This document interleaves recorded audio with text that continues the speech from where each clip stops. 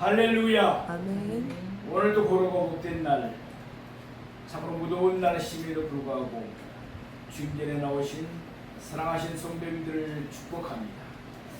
오늘은 요한계시록 8장 1절부터 5절까지 말씀을 본문으로 일곱째 인을 떼실 때라는 제목으로 말씀을 나누겠습니다. 장마가 소강 상태인 지금은 또 염이 열대야가 우리를 힘들게 하고 있습니다. 주님께서 은혜의 날개로 덮어주시고 또 성도님들이 가는 곳마다 구름 기둥을 함께 하셔서 늘 영육간의 강건한 삶을 살아가는 우리가 되기를 축복합니다. 오늘 본문은 예수님이 마지막 일곱째 인을 떼실 때의 광경입니다. 요한계시록 6중에서 예수님은 첫째 인부터 여섯째 인까지 차례대로 떼셨습니다. 첫째 인부터 넷째 인이 뗄 때까지는 재난의 시작입니다. 다섯째 인이 떼면서 심판은 더욱 재촉됩니다. 여섯째 인이 떼면 큰 환란이 일어납니다. 그와 함께 구약의 선지자들이 말씀한 여호와의 날 또는 신약의 사도들이 말씀한 주의 날이 시작됩니다. 이 사실은 요한계시록 6장 17절 말씀을 보면 확실합니다. 그들의 진노의 큰 날이 이르렀으니 누가 능히 서리요 하더라. 이는 땅에 가는 자들이 하나님의 심판을 두려워하면서 절망 가운데 부르짖는 애침입니다. 그들의 증거가 같이 하나님과 어린 양 예수님의 진노의 큰 날이 이르렀습니다. 그러니까 여섯째 인이 떼이면서 여호와의 날, 곧 주의 날이 시작된 것입니다. 그런데 요한계시록 7장에서 예수님은 두루마리의 인을 떼시는 일을 잠시 중단하십니다. 그 대신 요한계시록 7장은 앞서 땅에 거하는 자들이 예친 질문, 곧 그들의 진노의 큰 날에 이르렀으니 누가 능히 서리요? 라는 질문의 답변을 제시하고 있습니다. 요한계시록 7장에는 하나님과 예수님의 진노의 날에 이르러도 능히 설 수 있는 두 부류의 사람들이 등장하고 있습니다. 이들 모두는 하나님 은혜로 구원을 받은 자들입니다. 그러므로 이들은 여호와의 날, 곧 주의 날에 이르러도 능히 설 수가 있습니다. 먼저 요한계시록 7장 4절 말씀을 보면 이스라엘 자손의 각 지파 중에서 인침을 받은 자 14만 4천 명이 등장합니다. 그들은 마지막 때에 복음을 전하도록 특별하게 태감을 받은 자들입니다. 그들은 인침을 받았기 때문에 하나님의 보호를 받으면서 복음을 전하는 일에 쓰임을 받게 됩니다. 이어서 요한계시록 7장 9절 말씀을 보면 각 나라와 족속과 백성과 방언에서 나온 아무도 능히 셀 수 없는 큰 무리가 등장합니다. 이들은 흰 옷을 입고 손에 종려 가지를 들고 보좌 앞과 어린 양 앞에 서 있습니다. 이들은 큰 소리로 하나님과 예수님을 찬송합니다. 또한 요한계시록 7장 14절에서 장로 중 하나가 설명한 말씀과 같이 이들은 큰 환란에서 나오는 자들인데 어린 양의 피에 그 옷을 희게 씻은 자들이었습니다. 그러므로 이들은 하늘에서 늘 하나님과 함께 있습니다. 뿐만 아니라 이들은 하나님에서 영원토록 복을 누립니다. 이제 요한계시록 8장에서 예수님은 두루마리의 인을 떼시는 일을 다시금 계속하십니다. 오늘 본문은 마지막 일곱째 인이 떼면서 일어나는 일들의 전초적인 역할을 하고 있습니다. 그러면 이제부터 오늘 본문을 세 대조로 나누어서 보다 자세하게 상고해 보겠습니다. 첫째로 일곱 천사가 일곱 나팔을 받았습니다. 우리 오늘 본문 요한계시록 8장 1절 말씀을 함께 보시겠습니다. 일곱째 인을 떼실 때 하늘이 반 시간쯤 고요하더니. 아멘. 예수님은 본문에서 마지막 일곱째 인을 떼셨습니다. 이로써 두루마리를 봉하고 있는 인들이 모두 떼었습니다. 이제는 두루마리에 기록된 마지막 심판이 이 땅에 임할 것입니다. 이에 네 생물을 비롯한 모든 천사들과 또한 24 장로들을 비롯한 모든 의인의 영들이 숨죽인 채 그 광경을 지켜보고 있습니다. 드디어 예수님이 마지막 일곱째 인을 떼셨습니다. 그러자 특이한 상황이 벌어졌습니다. 첫째 인부터 여섯째 인이 떼일 때까지는 동시에 두루마리에 기록된 각종 재앙이 그 즉시 땅에 임했습니다. 그러나 일곱째 인이 떼이자 하늘이 반 시간쯤 고요했습니다. 사실 그동안 하늘은 온갖 소리로 가득했습니다.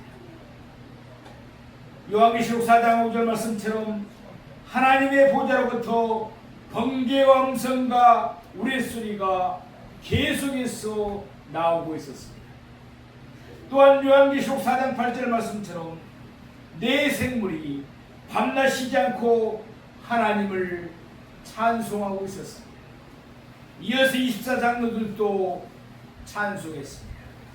뿐만 아니라 요한계시록 5장 2절 말씀처럼 힘있는 천사가 큰 음성으로 예치기도 했습니다.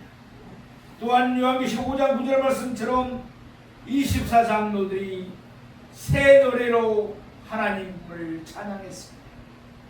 나아가서 요한계시록 5장의 끝부분을 보면 모든 천사들이 찬송하고 더 나아가서는 모든 피조물들이 하나님을 찬송했습니다.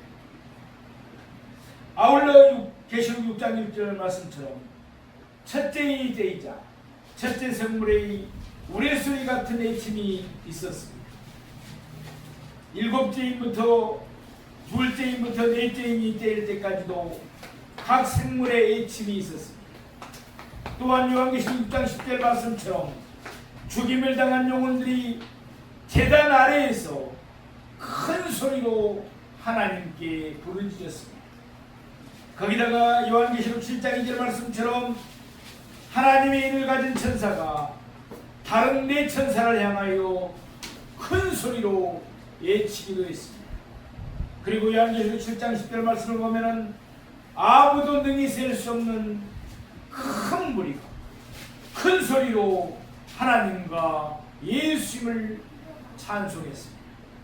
드디어 모든 천사들도 함께 찬송했습니다. 이처럼 지금까지는 하늘이 이런저런 큰 소리로 가득 찼습니다. 그러던 일곱째 때인과 동시에 이 모든 소리가 일시에 그쳤습니다. 그러면서 하늘이 반 시간쯤 고요해졌습니다. 마치 폭풍 전야에 폭풍 직전에 잠깐 있는 고요함과 같은 현상이 하늘에서 일어났습니다.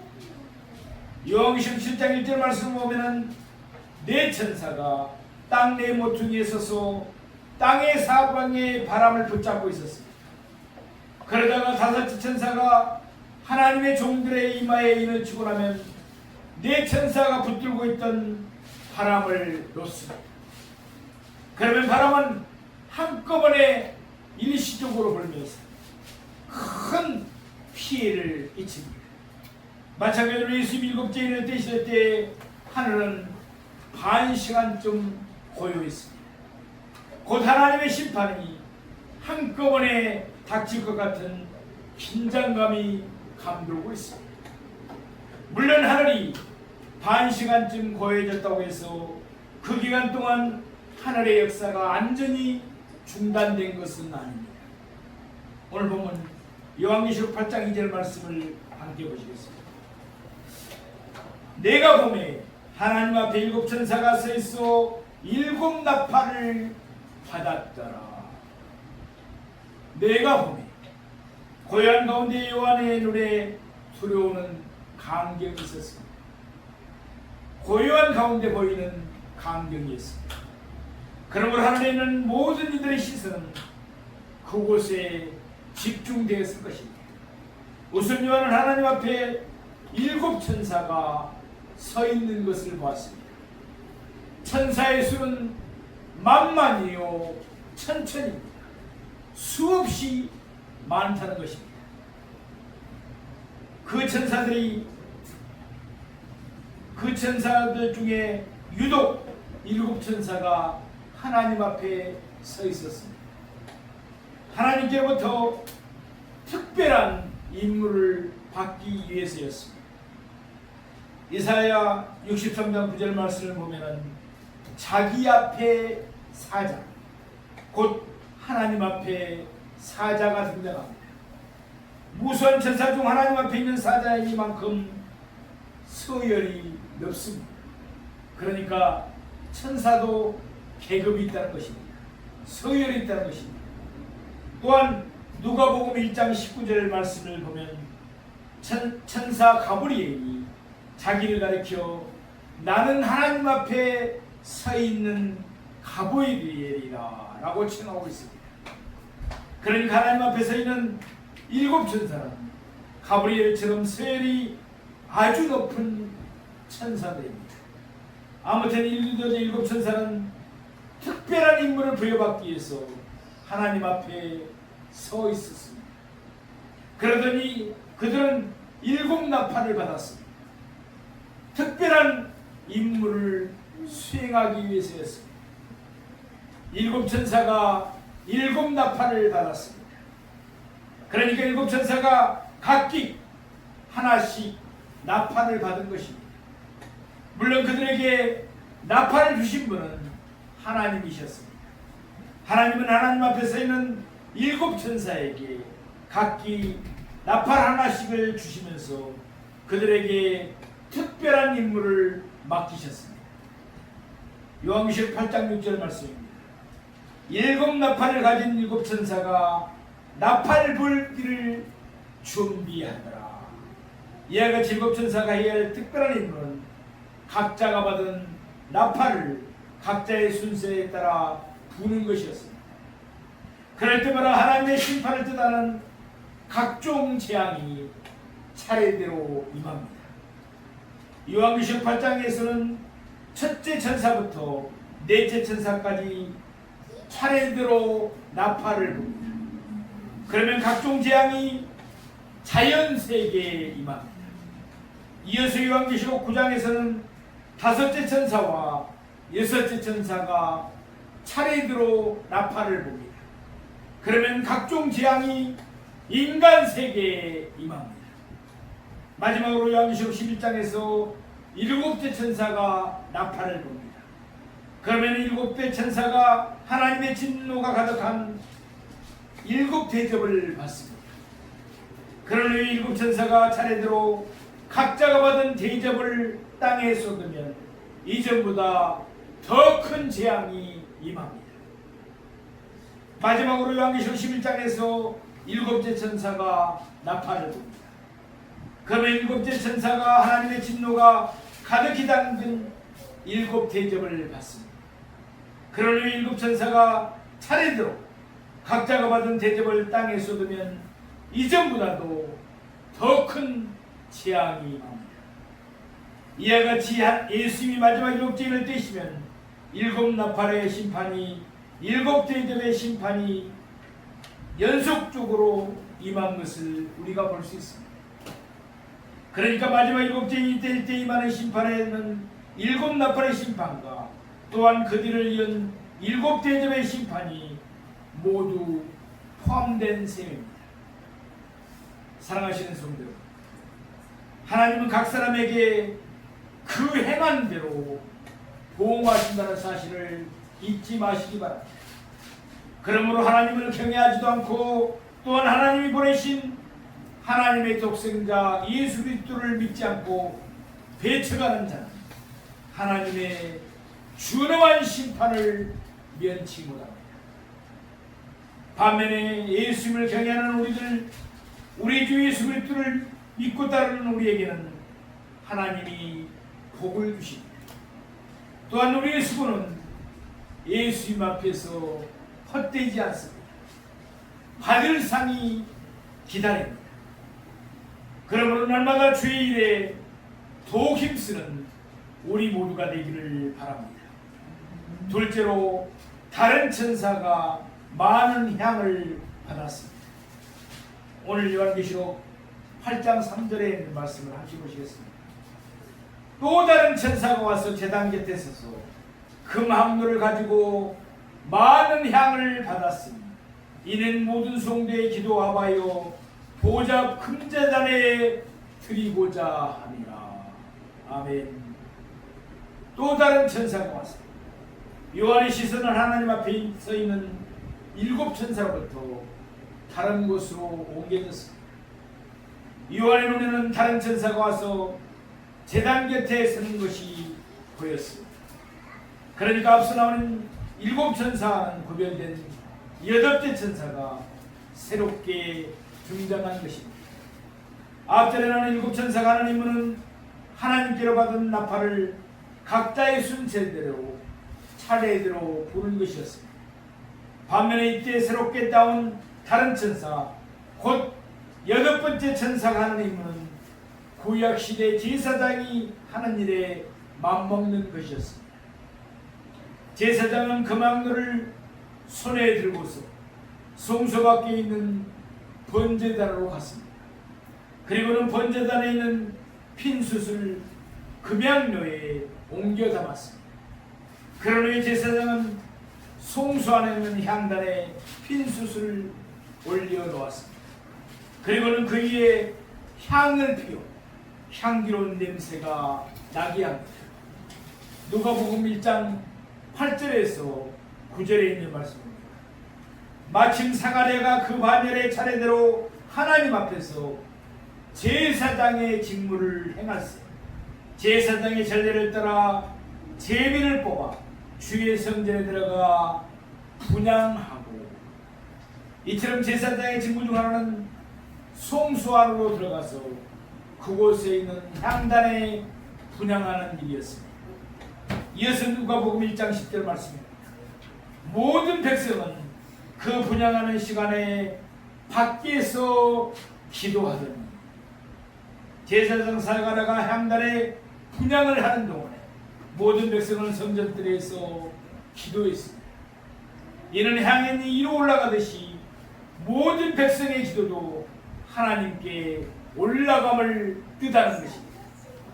다시금 오늘 본문으로 돌아옵니다. 요한이 보니까 다른 천사가 와서 제단 곁에 섰습니다. 그 천사는 금향료를 가지고 있었습니다. 분명 그 금향료 안에는 향단에 올려놓을 핀 숫돌들이 들어있었을 것입니다. 따라서 이때 이 제단은 향단을 뜻한다고 봅니다. 계속해서 요한이 보니까 그 천사가 많은 향을 받았습니다. 앞서 하나님 앞에 서 있던 7 천사가 하나님께로부터 7 너팔을 받았습니다. 마찬가지로 7번째 천사도 하나님에게서 많은 향을 받았습니다. 하나님 그 천사에게 많은 향을 주신 목적이 있었습니다. 오늘 본문 3절 후반부 말씀입니다. 이는 모든 성도의 기도와 합하여 보좌 금제단에 드리고자 합니다. 우리가 드리는 기도가 얼마나 귀한 기도입니다. 먼저 천사는 그가 받은 많은 향을 모든 성도의 기도와 합해야 했습니다. 모든 성도의 기도와 합해야 하는 만큼 천사가 받은 향은 많을 수밖에 없었습니다. 천사는 그가 받은 많은 향을 모든 성도의 기도와 합을 위해 보좌 앞에 있는 금제단에 드려야 했습니다. 물론 하나님의 보좌 앞에 있는 금제단은 향단을 가리킵니다. 모든 성도의 기도는 많은 향과 합하여야 하기 때문에 하나님을 더욱 기쁘시게 해드릴 것입니다. 우리를 보면 요한계시록 8장 4절 말씀을 함께 보시겠습니다. 향연이 성도의 기도와 함께 천사의 손으로부터 하나님 앞으로 옮겨가는지라. 아멘. 이제 천사는 그가 받은 많은 향과 모든 성도의 기도를 합했습니다. 천사는 그의 손으로 그 두 가지를 잘 섞었습니다. 그러므로 향연 곧 향이 탈 때 나는 연기는 성도의 기도와 함께 오르져서 천사의 손으로부터 하나님 앞으로 남김없이 다 올라갔습니다. 이와 같이 모든 성도의 기도는 많은 향연과 함께 잘 섞여서 하나님 앞으로 올라갑니다. 이는 하나님이 모든 성도의 기도를 기쁘시게 받으심을 의미합니다. 하나님이 모든 성도의 기도를 기쁘시게 받으시기 때문에 모든 성도의 기도는 반드시 응답됩니다. 사랑하시는 성도 여러분, 우리의 기도는 결코 헛되지 않습니다. 하나님이 우리의 기도를 기쁘시게 받으시기 때문입니다. 또한 우리의 기도는 역사하는 힘이 있습니다. 하나님이 우리의 기도에 응답하시기 때문입니다. 그러므로 늘 기도에 힘쓰는 우리 모두가 되기를 바랍니다. 야고보서 5장 13절에 있는 말씀입니다. 너희 중에 고난당하는 자가 있느냐? 그는 기도할 것이요. 즐거워하는 자가 있느냐? 그는 찬송할지니라. 아멘. 하나님께 기도하면 우리의 고난은 즐거움으로 바꾸어집니다. 슬픔을 기쁨으로 바꿔주시는 하나님이십니다. 이와 같은 역사를 체험하고 늘 하나님을 찬송하는 우리 모두가 되기를 축복합니다. 마지막 세 번째로 천사가 제단의 불을 땅에 쏟았습니다. 우리 요한계시록 8장 5절 말씀을 함께 보시겠습니다. 천사가 향로를 가지고 제단의 불을 담아다가 땅에 쏟으며 우리의 음성과 번개와 지진이 나더라. 앞서 읽었던 천사는 그가 받은 많은 향과 모든 성도의 기도를 합하여 보좌 금제단에 드렸습니다. 그런데 향은이 성도의 기도와 함께 천사로부터 하나님 앞으로 올라갔습니다. 이를 위해 천사는 그가 들고 있던 금향로를 잠시 내려놓았습니다. 이제 천사는 내려놓았던 향로를 다시금 손으로 집어들었습니다. 향로 안에 들어있던 빈수들은 이미 모두 제단 안으로 옮겨졌습니다. 그리고 천사가 하나님께로 받은 많은 향도 이미 모든 제단에 들어졌습니다. 그러므로 향로는 비어 있었습니다. 천사는 비어 있는 향로를 가지고 그 속에 제단에 불을 담았습니다.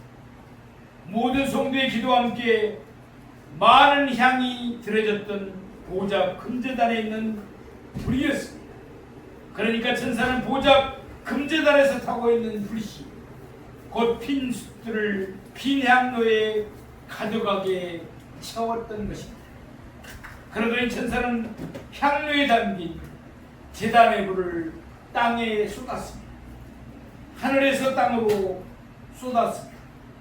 앞서 성도의 기도는 제단에 드려져 천사로부터 하나님 앞으로 올라갔습니다. 반대로 이번에는 제단의 불이 천사의 손에 의해서 하늘에서 땅으로 쏟아집니다. 먼저 성도의 기도가 천사의 손으로부터 하나님 앞으로 올라갔습니다. 그런 후 곧이어 제단의 불이 천사의 손에 의해서 땅에 쏟아집니다. 그러니까 하나님이 모든 성도의 기도를 기쁘게 받으시고 그 응답으로 천사에게 제단의 불을 땅에 쏟게 하신 것입니다. 하늘에서 내리는 불은 하나님의 심판을 뜻합니다. 소돔과 고모라가 멸망할 때 하나님은 하늘에서 유황과 불을 비같이 내리셨습니다. 사마리아인들이 예수님을 영접하지 않자 야고보와 요한은 하늘로부터 불을 내려 그들을 멸하면 어떨지 예수님께 물어봤습니다. 이처럼 하나님은 불로 죄인들을 심판하십니다. 그러므로 히브리서 12장 29절 말씀을 보면 우리 하나님은 소멸하는 불이심이라 라고 말씀합니다. 아무튼 천사가 제단의 불을 땅에 쏟음과 동시에 다시금 땅에 가는 자들에게 하나님의 심판이 임하기 시작했습니다. 오늘 보면 5절 후반부에 있는 말씀입니다. 우리의 음성과 번개와 지진이 나더라. 이는 천사가 향로를 가지고 제단의 불을 담아다가 땅에 쏟은 결과로 나타난 현상입니다. 공중에는 우리의 음성과 번개가 났습니다. 그리고 땅에는 지진이 났습니다. 요한계시록 4장 5절 말씀을 보면 하늘에 있는 하나님의 보좌로부터 번개 음성과 우레소리가 계속 나고 있었습니다. 번쩍번쩍 우르릉캉캉하면서 하나님의 심판이 곧 임할 것처럼 보였습니다.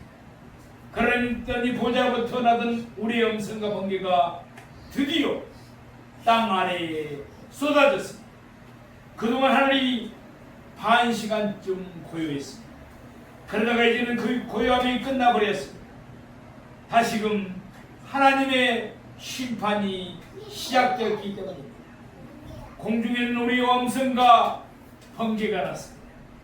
땅에는 지진이 났습니다. 자연이 온 천지가 소란스러울 수밖에 없었습니다. 번개는 구름이 부딪히면서 나는 현상입니다. 번개가 치면 우레소리가 뒤따릅니다. 그와 함께 보통은 비나 눈이나 우박이 내립니다. 그러나 오늘 본문은 이와 같은 자연현상을 뜻하지 않습니다. 맑은 하늘에 치는 번개입니다. 마늘 아래에서 들려오는 천둥입니다. 이때 우리의 음성과 번개는 자연적으로 일어나는 현상이 결코 아닙니다. 이는 분명 하나님의 심판으로 일어난 초자연적인 현상인 것입니다. 이 현상은 앞으로 연속적으로 일어날 7 나팔의 심판과 7 대접의 심판을 미리 보여주는 조짐입니다. 지진도 마찬가지입니다. 요한계시록 6장 12절 말씀을 보면 예수님이 6째 인을 떼실 때 이미 큰 지진이 일어났습니다. 하나님의 심판으로 역사상 그 유래를 찾아볼 수 없을 만큼 큰 지진이 일어났습니다. 예수님이 7째 인을 떼실 때 그와 버금가는 큰 지진이 또다시 일어납니다. 예수님이 6째 인을 떼셨을 때 땅에 거하는 자들은 떨면서 부르짖었습니다. 그들의 진노의 큰 날이 이르렀으니 누가 능히 서리. 예수님이 7째 인을 떼시자 우리의 음성과 번개와 지진이 납니다. 그러므로 땅에 가는 자들은 다시금 크게 떨어야 했습니다. 사랑하시는 성도 여러분, 예수님이 7째 인을 떼십니다. 땅에 가는 자들을 심판하시기 위함입니다. 그러면 내 땅에 가는 자들이 심판을 받아야만 합니다. 이유는 단 한 가지입니다. 그들이 끝끝내 예수님을 믿지 않고 예수님을 배척했기 때문입니다. 로마서 8장 1절에 있는 말씀입니다. 그러므로 이제 그리스도 예수 안에 있는 자에게는 결코 정죄함이 없나니. 아멘. 우리는 예수 안에 있습니다. 그러므로 우리는 심판을 받지 않습니다. 우리에게 믿음을 선물로 주신 하나님 은혜에 감사합니다. 믿음 생활에 더욱 힘쓰는 우리가 되기를 바랍니다. 심판을 받지 않으려면 예수님 안에 있어야 합니다. 우리 주변에는 예수님 밖에 있는 자들이 너무나 많습니다. 우리의 가족 친지들 중에 이런 사람들이 있습니다. 예수님 우리를 예수님의 증인으로 삼으셨습니다. 그러므로 날씨가 무덥더라 장마철인 이 한 주간에 예수님 안에서 복음 전파의 사명을 잘 감당하는 우리 모두가 되기를 바랍니다. 그래야 우리가 하나님 앞에 섰을 때 착하고 충성된 종들이 하고 칭찬도 큰 상급을 받는 우리 모두가 되기를 주님의 이름으로 축원합니다.